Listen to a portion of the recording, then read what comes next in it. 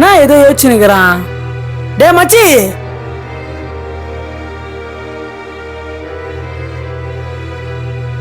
டே மச்சி. என்னடா? டேய் நானும் பார்த்துனே இருக்கிறேன், வந்துலேருந்து ஏதோ ஒன்று யோசிச்சுனே இருக்கிறேன். என்னதான் யோசிச்சுக்கிறேன் அப்படியே? மச்சான், மனுஷங்களுக்கு எப்ப சாவு வரும்னு யாராலையும் சொல்ல முடியல. நல்லா சிரிச்சுதான் பேசிட்டு இருக்கிறாங்க, எதிர்பார்க்காம சாவு வந்ததுடா. ஏன்டா, என்னடா ஆச்சு? இப்போட ஒரு ஏரோப்ளேன் ஆக்சிடென்ட் வந்துச்சேடா. 200 சில்லற பேர் செத்துக்கிறாங்க. அதுல முக்காவாசி பேர் நம்ம இந்தியன்ஸ் தான். மொத்தம் 100 சில்லற பேரு. இதுல ஒரே ஒருத்தர் தான் உயிரோடு தப்பிச்சுக்கிறாரு. மச்சான், அந்த ஏரோப்ளேன்ல போனவங்க ஜாலியா போயிருப்பாங்கல்ல.